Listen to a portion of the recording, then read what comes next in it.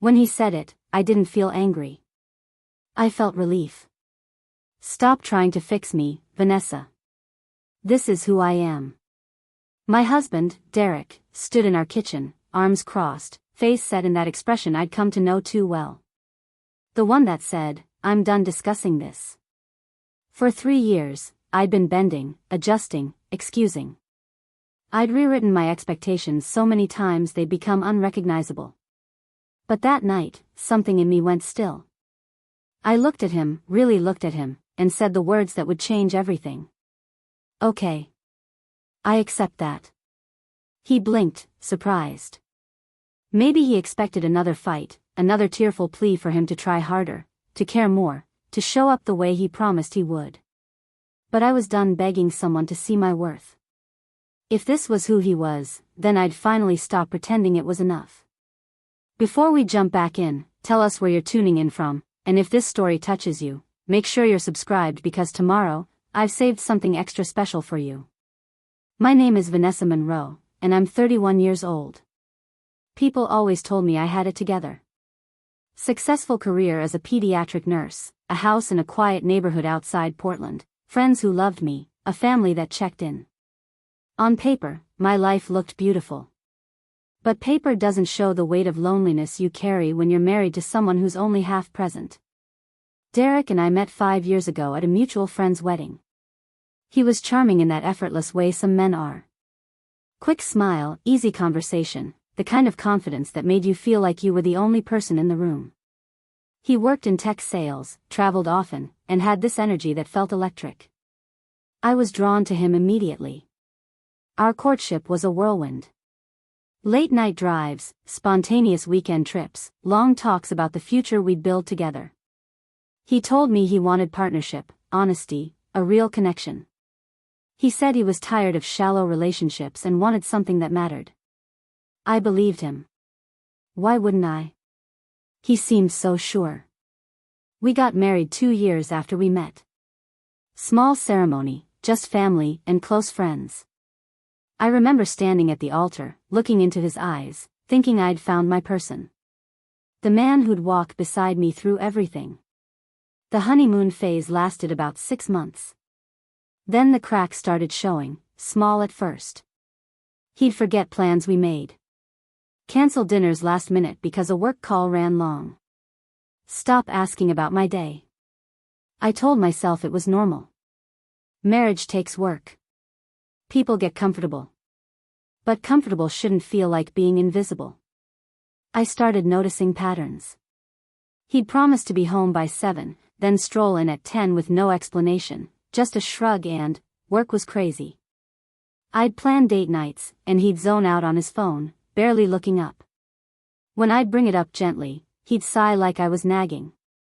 When I'd bring it up seriously, he'd say I was being dramatic. "You're too sensitive, Vanessa. Not everything is a big deal." But it was a big deal. It was my marriage. Our life. And I was the only one fighting for it. I started keeping mental notes, not to weaponize them, but to make sense of what I was feeling. Was I asking too much? Was I imagining the distance between us? I'd talk to my best friend, Claire, over coffee, trying to put words to the ache. She'd listen, sympathetic but cautious. Maybe he's just stressed. Give him time. So I did. I gave him time, space, grace. I stopped asking him to help around the house.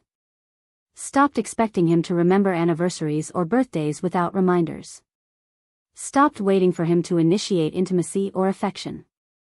I became smaller, quieter, hoping that if I needed less, he'd finally see me. But the less I asked for, the less he gave. The moment I stopped trying came on a Tuesday. Nothing dramatic, no explosive fight.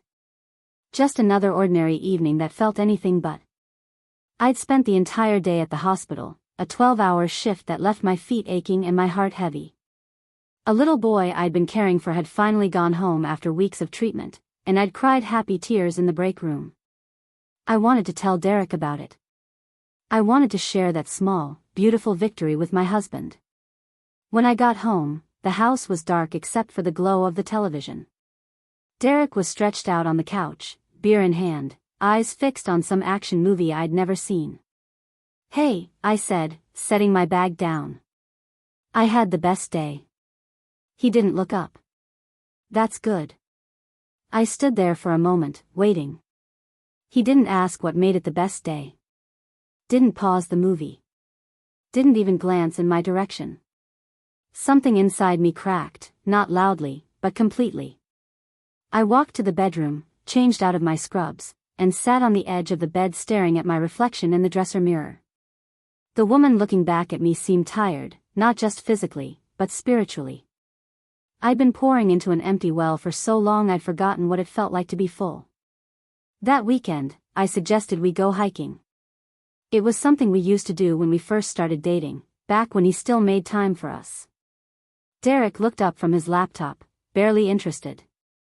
"I've got a lot of work to catch up on." "It's Saturday," I said gently.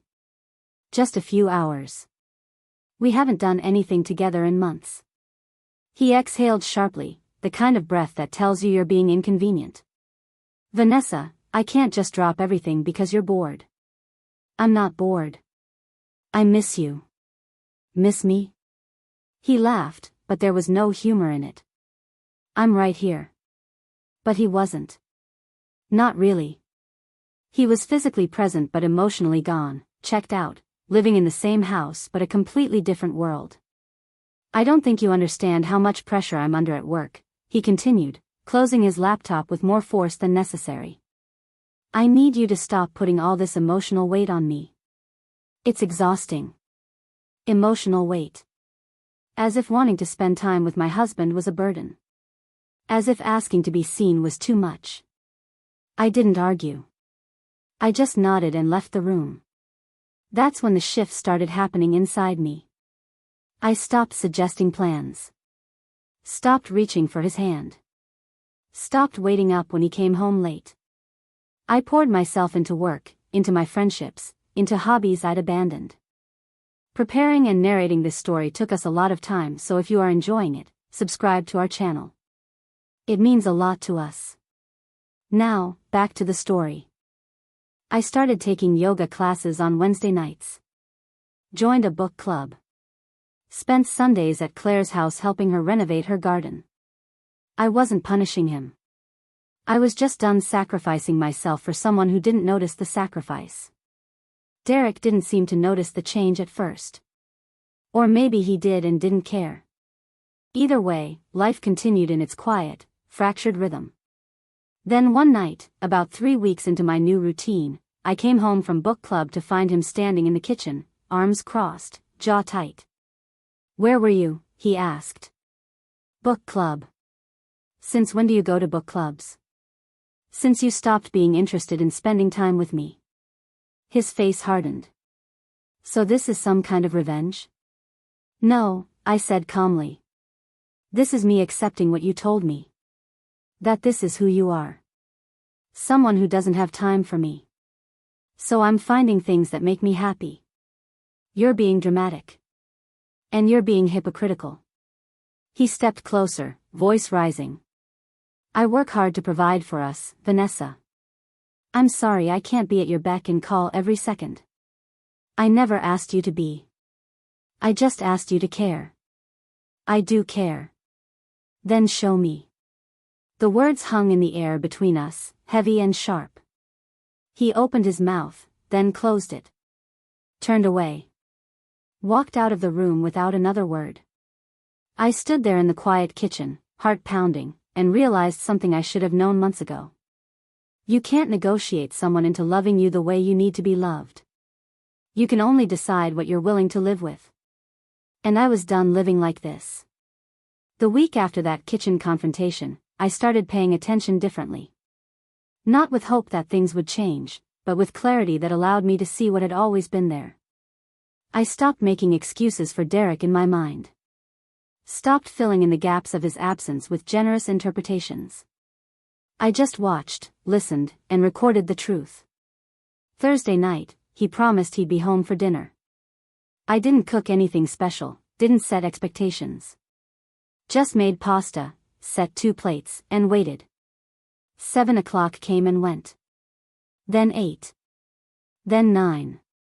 At 9:45, he walked through the door, jacket slung over his shoulder, smelling faintly of bourbon and expensive cologne. Sorry, got caught up with clients. Dinner ran late. I looked at him from the couch where I'd been reading. Okay. He paused, clearly expecting more. That's it? Just okay?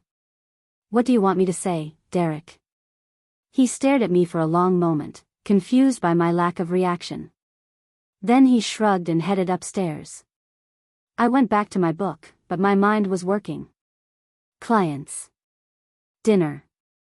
I opened my phone and checked our shared credit card statement, something I rarely did because I'd always trusted him. There it was. A charge from an upscale steakhouse downtown. $260. For a business dinner, that wasn't unusual. Except the charge had posted at 6:30, and he didn't walk through our door until nearly 10. 4 hours. I didn't confront him. Not yet. I just took a screenshot and saved it in a folder I titled Receipts. It felt calculated, cold even, but I'd learned that feelings without evidence get dismissed as paranoia. The following Saturday, I decided to test something. I told Derek I was going to visit my sister in Seattle for the weekend. It was a lie. My sister lived in Austin, and we hadn't planned anything. But I wanted to see what he'd do with freedom, with a house to himself and no accountability. Sure, he said, barely looking up from his phone. Drive safe. I packed a small bag, kissed him on the cheek, and left. But I didn't go far. I checked into a hotel 20 minutes away, a modest place near the airport where no one we knew would see me. Then I waited. That evening, I checked our home security camera, the one we'd installed by the front door after a string of package thefts in the neighborhood. At 7:15, the camera caught Derek leaving the house. He was dressed nicer than he'd been all week. Dark jeans, a button-down I'd bought him for his birthday, the watch his mother gave him. He looked good. Excited, even. My stomach tightened, but I kept watching. He didn't come home that night. I sat in that hotel room, staring at the camera feed, watching our dark, empty doorway. At 2 in the morning, I finally turned it off and lay in bed staring at the ceiling. I didn't cry. I didn't call him. I just breathed through the ache and reminded myself that proof isn't about punishment. It's about clarity. Sunday morning, I drove home. Derek's car was in the driveway. I walked inside to find him in the kitchen making coffee, hair wet from a shower, looking completely at ease. Hey, you're back early. My sister wasn't feeling well, I said smoothly. Decided to come home. He nodded, sipping his coffee. How was the drive? Fine. How was your night? Quiet. Just caught up on some shows. Ordered pizza. Relaxed. I smiled. Sounds nice. He didn't flinch, didn't hesitate. The lie came so easily it was almost impressive. I excused myself and went upstairs, opened my laptop, and checked the security footage again. No pizza delivery. No car in the driveway until 11 Sunday morning. I added a note to my receipts folder with the timestamp. Over the next 2 weeks, I became a different version of myself. Not bitter, not angry, just methodical. I started noticing things I'd trained myself to overlook. The way he angled his phone away from me when texting. The new password on his laptop. The cologne he only wore on nights he said he had work events. I didn't ask questions. I just observed. Claire noticed the change when we met for coffee one afternoon. You seem different, she said, stirring sugar into her latte. Lighter, somehow. I smiled. I stopped carrying weight that isn't mine. She tilted her head, studying me. Did something happen with Derek? I'm just done pretending, I said. Pretending what? That we're okay. That this is what marriage is supposed to feel like. She reached across the table and squeezed my hand. What are you going to do? I don't know yet. But I'm done being the only one trying. That night, Derek came home late again. This time, I was ready. I'd set up a small notebook, nothing fancy, just a plain journal where I'd started documenting patterns. Dates, times, excuses, inconsistencies. It wasn't obsessive. It was just factual. A record of the gap between what he said and what he did. When he walked in at 10:30, I was sitting at the dining table with a cup of tea. "Hey," he said, tossing his keys on the counter. "You're up late." "Couldn't sleep." "How was work?" He hesitated for half a second. "Busy. We landed a new client." Celebrating took longer than expected. "Celebrating where?" He frowned. "Why does it matter?" "Just curious." "Some bar downtown." He walked toward the stairs, clearly wanting to end the conversation. I let him go. Then I opened my phone and checked the credit card statement again. No bar charges. But there was a charge from a hotel. Not a fancy one, but not cheap either. $143. Posted at 9:10. My hands didn't shake. My breath stayed even. I just stared at the screen, watching my marriage dissolve into data points and timestamps. I didn't scream or throw things. I simply added it to the folder and closed my laptop. The breaking point came 2 days later. Derek had told me he had an overnight work trip to Sacramento. A client pitched that would run late, so the company was putting him up at a hotel. "I'll be back tomorrow night," he said, kissing my forehead in a way that might have felt tender if I didn't know better. I nodded. Safe travels. After he left, I sat in our living room and stared at the walls. All the photos we'd hung together. Our wedding portrait. A candid shot from a vacation in Mexico where we looked so happy, so convinced we'd figured it out. I felt something I hadn't allowed myself to feel in months. Rage. Not the hot, explosive kind, but the cold, clarifying kind that sharpens your focus and steadies your hands. I opened my laptop and did something I'd been avoiding. I logged into our cell phone account and pulled up his text message logs. I couldn't see the content, but I could see the numbers. One number appeared over and over. Late nights, early mornings, weekends. Hundreds of texts over the past 4 months. I copied the number and ran it through a reverse lookup site. The name that came back was Jessica Brennan. I didn't recognize it. I searched her on social media. Her profile was public. 26 years old, marketing coordinator at Derek's company. Her most recent photo was from 3 days ago. She was at a wine bar downtown, glass raised, smiling at the camera.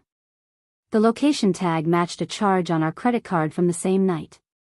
My breath caught, not from surprise, but from confirmation. I'd known. Some part of me had known for months. I just hadn't wanted to see it. Now I couldn't unsee it. I took screenshots of everything. The texts. The charges. The social media posts. I organized them chronologically, built a timeline that told the story my husband refused to. Then I closed the laptop and sat in the silence of our home. Tomorrow, Derek would come back. He'd walk through that door with another excuse, another easy lie. And I'd smile. I'd nod. I'd let him think I still believed him. Because I wasn't ready to confront him yet. Not until I had everything. Not until there was no room left for him to twist the narrative or make me question what I knew to be true. For the first time in 3 years, I wasn't trying to save my marriage. I was preparing to end it on my terms. Derek came home the next evening exactly as planned, walking through the door with his overnight bag and a tired smile that almost looked genuine. "How was the trip?" I asked from the kitchen where I was chopping vegetables for a salad. "Exhausting," he said, dropping his bag by the stairs. "But productive. We got the account." "That's great," I said, keeping my tone light and supportive. "I'm proud of you." He walked over and kissed the top of my head, and I had to force myself not to pull away. "Thanks for understanding, Ness." I know I've been working a lot lately. I smiled up at him. You do what you have to do. He seemed relieved, maybe even a little surprised by my easy acceptance. Over dinner, he talked about the pitch, the client, the strategy they'd used. Every word flowed smoothly, confidently.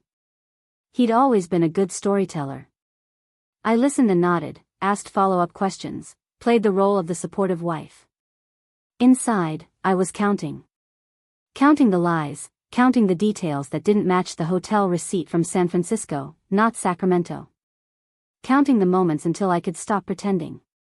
That night, he fell asleep quickly, one arm draped across my waist like we were still the couple in those wedding photos downstairs. I lay awake staring at the ceiling, feeling the weight of his arm like an anchor I was finally ready to cut loose. The next morning, I did something I'd never done before. I called in sick to work. I wasn't physically ill, but I needed time. Time to think, time to plan, time to figure out my next move without the distraction of a 12-hour shift. After Derek left for the office, I sat down with my laptop and opened that receipts folder. Everything was there, organized and undeniable. Hotel charges, restaurant bills, the text message logs, Jessica's social media posts with timestamps that aligned perfectly with nights Derek said he was working late. I had built an airtight case, but I still didn't know what to do with it. Confronting him felt inevitable, but I wanted to be strategic. I didn't want tears and denials. I didn't want him to flip the script and make me the villain for snooping. I wanted the truth to be so clear that he couldn't talk his way out of it. I called Claire. She answered on the second ring. Hey, what's up? Can you come over? She heard something in my voice. I'll be there in 20 minutes. When she arrived, I had everything printed out and spread across the dining table like evidence in a crime drama. Claire stood in the doorway, eyes widening as she took it all in. Vanessa, what is this? Proof, I said quietly. Proof that I'm not crazy. Proof that my gut was right. She walked slowly to the table, picking up a hotel receipt, then a screenshot of text message logs. Her face shifted from shock to anger. How long have you known? A few weeks. I've been gathering everything before I say anything.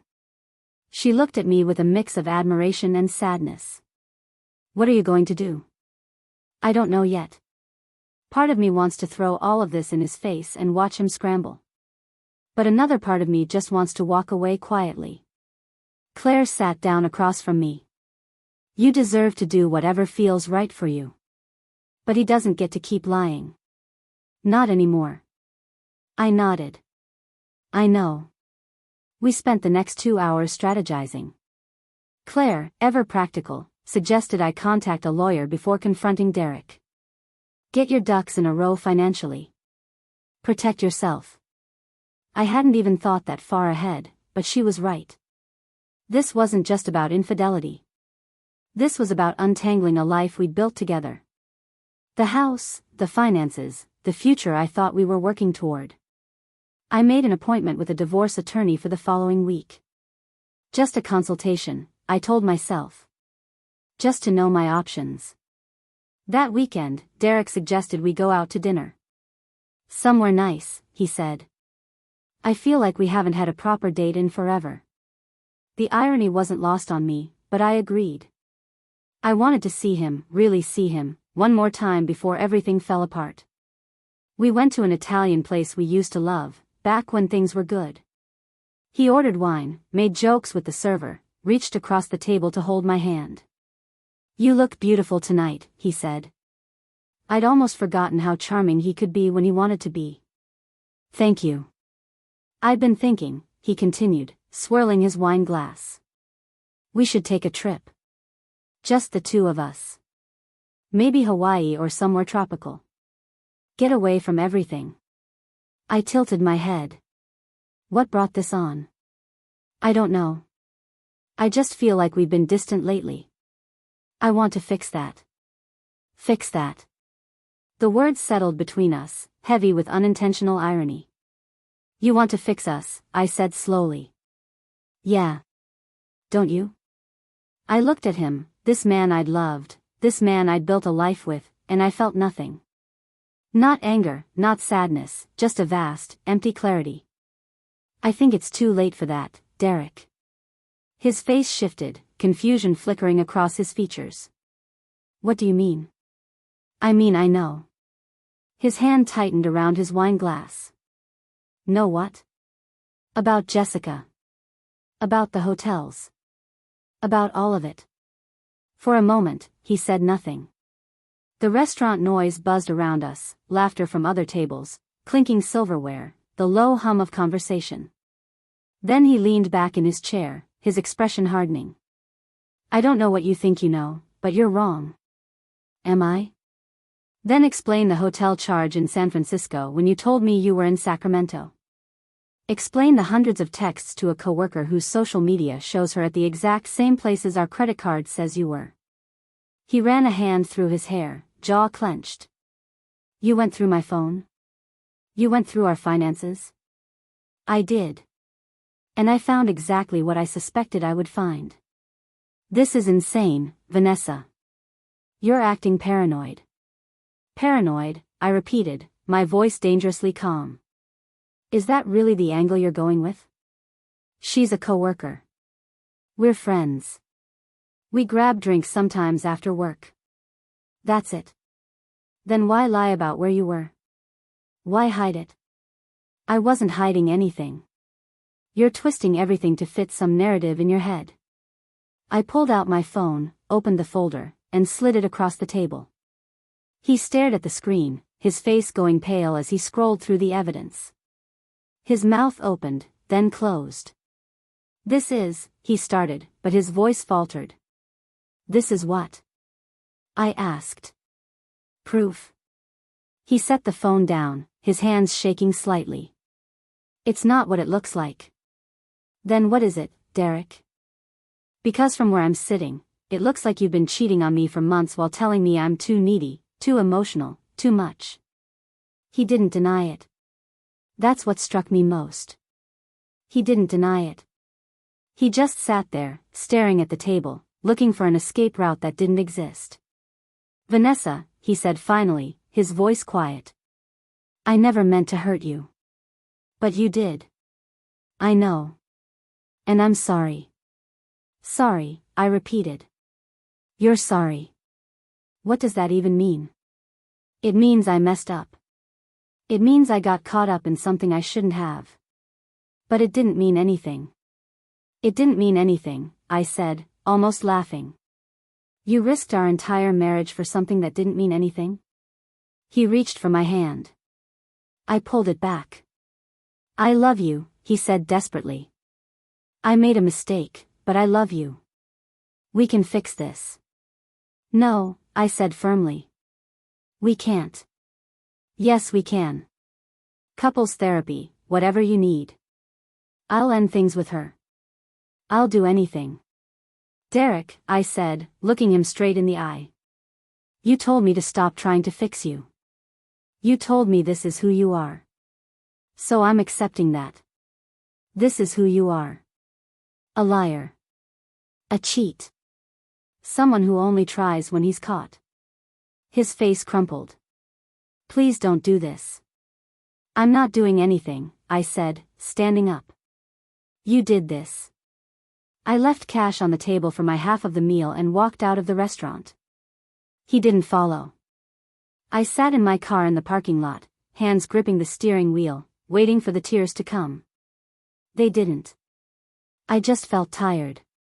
Tired of fighting, tired of hoping, tired of being married to someone who only loved me when it was convenient. I drove home, packed a bag, and texted Claire. Can I stay with you for a while? Her response was immediate. Doors open. As I walked out of the house we'd bought together, I didn't look back. Not at the photos on the wall, not at the life I was leaving behind. Because some things aren't worth fixing. Some things are just worth walking away from.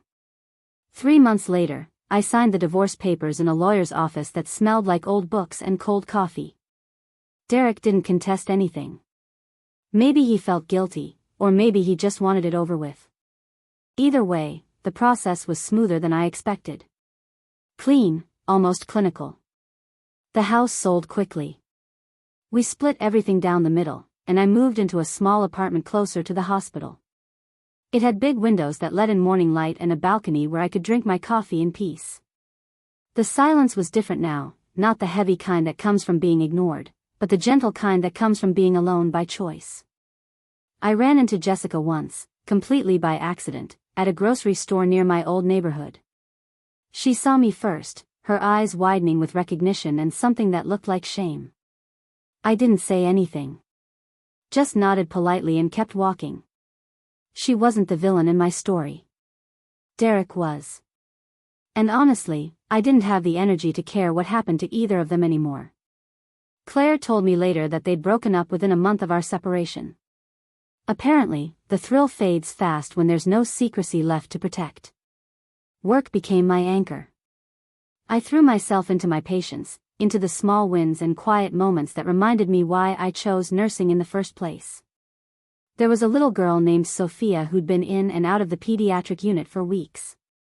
One afternoon, after a particularly hard day, she handed me a crayon drawing of two stick figures holding hands. "That's you and me," she said, beaming. "You make me feel brave." I taped that drawing to my fridge, and every time I looked at it, I remembered that love doesn't have to be complicated to be real. Sometimes the purest connections are the ones that ask nothing of you but presence. I started going to therapy, not because I was broken, but because I wanted to understand why I'd stayed so long. My therapist, a kind woman named Dr. Patel, asked me once what I'd learned from it all. I thought for a long time before answering. I learned that accepting someone as they are doesn't mean accepting how they treat you. There's a difference between loving someone's flaws and tolerating their disrespect. She nodded. "And what will you do differently next time?" "I'll trust myself sooner," I said. "I won't wait for permission to leave when something doesn't feel right." 6 months after the divorce was finalized, I went on a date. Nothing serious, just coffee with a guy named Marcus who worked in physical therapy at the hospital. He was kind, asked questions, and actually listened to the answers. When he walked me to my car, he didn't try to kiss me. He just said he'd like to see me again if I was open to it. I was. Not because I needed someone, but because I was finally ready to be chosen by someone who actually saw me. Life didn't become perfect. I still had hard days, moments where I wondered if I'd made the right choice, nights where loneliness crept in uninvited. But those moments passed, and what remained was something I hadn't felt in years. Freedom. The freedom to laugh without wondering if it was too loud. The freedom to make plans without asking permission. The freedom to be fully, unapologetically myself. Derek texted me once, months after everything was final. "I miss you." I stared at the message for a long time before typing back. "I don't." Then I blocked his number. Not out of anger, but out of finality. Because some chapters deserve to close completely. I'm 32 now, and I've never been happier. Not because my life is flawless, but because it's mine. Fully, entirely, mine. And that's worth more than any version of love that asked me to be smaller. Up next, you've got 2 more standout stories right on your screen. If this one hit the mark, you won't want to pass these up. Just click and check them out.